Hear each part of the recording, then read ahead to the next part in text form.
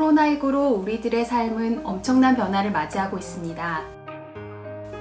사스, 메르스, 에볼라, 감염병은 반복되고 있습니다. 그때마다 우리는 공공의료의 중요성을 절감합니다. 보건의료는 공공영역이라고 하지만 우리 사회의 90%는 민간병원입니다. 그런데 막상 감염병이 돌기 시작하면 공공병원을 중심으로 대응합니다. 방역은 정부의 몫입니다.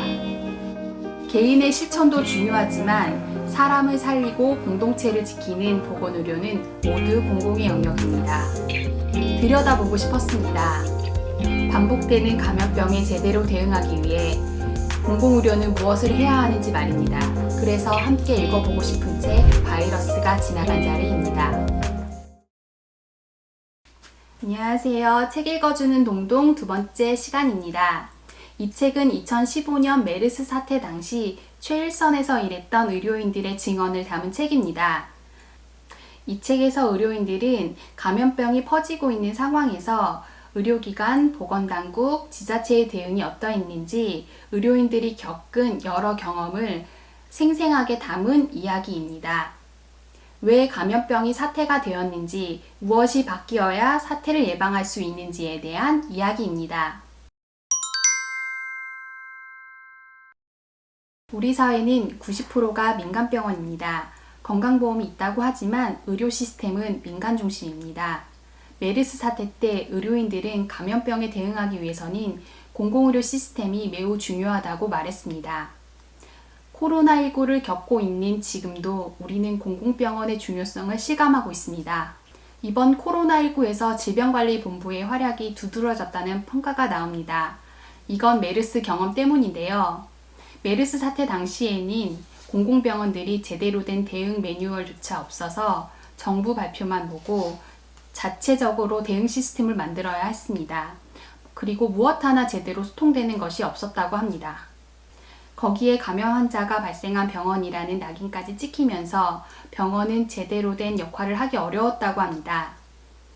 그때 정부는 무엇이든 지원해 줄 테니 무조건 막으라는 말을 했다고 합니다. 의료원이 운이 나빠서 문을 닫았지만 거기서 뭘 할 수 있었겠어요? 병원에 감염 전문의가 있기는 하나요? 지구상의 어느 나라에서도 민간 병원에서 전염병을 막는 곳은 없어요. 우리나라 정부에서는 공공이라고 하면 극단적으로 얘기해서 진보라고 여기는 이상한 시각이 있는 것 같아요. 의료인들은 사력을 다해 대응했습니다. 메르스 사태가 끝나고 정부는 의료인들의 노력의 대가를 제대로 지불하지 않았습니다. 우리는 코로나19에 맞선 의료인들의 노력에 고마움을 느낍니다. 그래서 지금 대구에서처럼 전국의 공공의료기관과 의료인에게 메르스 사태와 같은 일이 되풀이되지 않도록 해야 합니다. 공공병원에서 2, 3년 연속 적자면 해당 지자체장에게 해임을 건의하는 법을 만들어 시행한다더군요. 공공병원을 공공의 측면이 아니라 경영성과의 측면에서 평가하는 거죠. 안전에 대해서 비용 효과를 말하면 안 됩니다. 그렇게 하는 순간 안전을 포기하기 시작합니다. 공공병원을 중심으로 한 공공보건 시스템, 감염병은 우리에게 매번 경고하고 있었습니다. 감염병 확산을 막기 위한 사전 예방의 원칙, 의료인들은 이에 대해 문제를 제기합니다. 사전 예방을 위해 취해지는 대대적인 격리, 이 과정에서 벌어지는 다양한 인권 침해가 있다는 겁니다. 전화가 왔어요. 국립중앙의료원 환자들 가운데 HIV 노숙인 결핵 환자들이 의료원에서 쫓겨나게 생겼다더군요. 메르스 환자들을 국립의료원으로 옮겨와야 하기 때문에 그분들더러 나가라고 하는데 갈 데가 없으니 어떻게 하냐고요. 인권을 보장하는 것이 공중보건의 방향이라는 점을 세계보건기구에서도 강조한다고 알고 있어요. 공중보건에 필요한 조치를 어느 수준으로 합의할 수 있는지, 인권을 얼마나 제한할 수 있는지 이런 걸 고민해야 하죠. 의료인들은 인권을 기초로 한 사전 예방이 어디까지 가능한지 되묻습니다. 우리도 고민이 필요합니다. 코로나19 초기에 우한 교민들의 숙소 문제를 둘러싸고 우리 지역에 보내지 말라고 했습니다. 중국인들의 입국 금지도 이야기했습니다.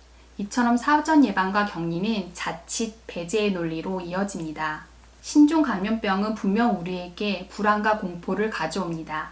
불확실한 상황, 그 공포는 정말 큽니다. 그러다 보니 사전 예방이라는 이름으로 이루어지는 격리, 배제를 당연하게 여기게 됩니다. 이것을 해결할 수 있는 방법은 없을까요? 우리 사회의 연대가 중요하다고 생각해요. 왜냐하면 어쨌든 공포는 개인의 통제 가능한 수준으로 조절되는 것뿐이지 없어지지 않거든요. 그렇다면 주변 사람들이 나에게 얼마나 힘이 되는가에 따라, 우리 사회가 서로의 불안을 얼마나 알아주는가에 따라 개인은 공포를 소통 가능한 불안이나 언어로 바꿀 수 있지 않을까요? 우리는 배제를 넘어서기 위한 대안을 찾아야 합니다. 의료인들은 사회적 연대가 답이라고 말합니다. 최근 보건의료 시스템을 새롭게 재구성해야 한다고 말하고 있습니다. 공공의료 시스템을 건드려야 감염병에 대응할 해답을 찾을 수 있기 때문입니다.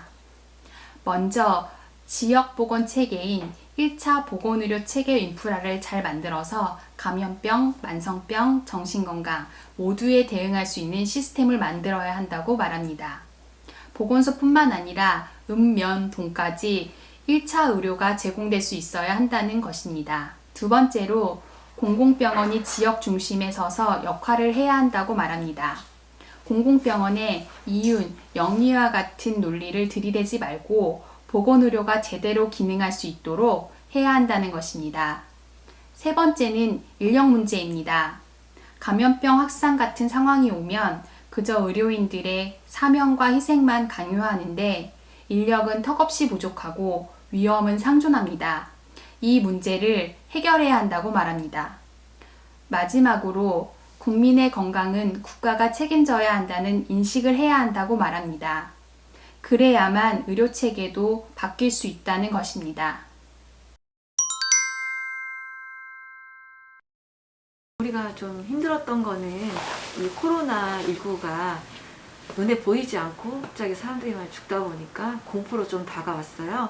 정부에서 이제 병원 환자들 다 빼라고 하는 공문이 내려왔어요. 그래서 저희는 당연히 공공의료를 하는 의료원이기 때문에 점차적으로 이제 개소를 했죠. 환자가 한동안 안 왔어요.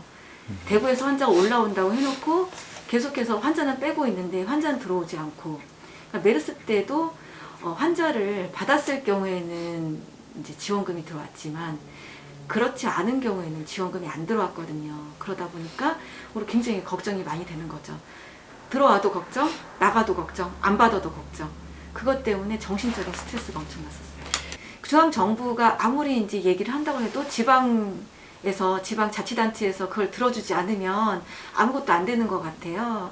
그러니까 중앙정부에서 말하는 것, 그리고 그 지방자치단체에서 얘기하는 것, 이것이 다 일원화가 돼서 믿음을 주고 신뢰를 받을 수 있는 그런 게 있어야 될 것 같아요. 그리고 이번에도 지원이라든지 이것이 지금 현재 이제 제대로 안 된다면 나중에 어느 병원에서 문을 닫으라고 했을 때, 감염병 지전병이 됐을 때 그 말을 들어주겠냐고. 3월달 처음 딱 시작해서 환자를 받기 시작했을 때 노동조합에서 굉장히 걱정했던 문제가 기저질환자라 임산부였어요. 그래서 우선은 무급으로 한 달, 이 사태가 한 달이면 끝날 거라 생각했거든요.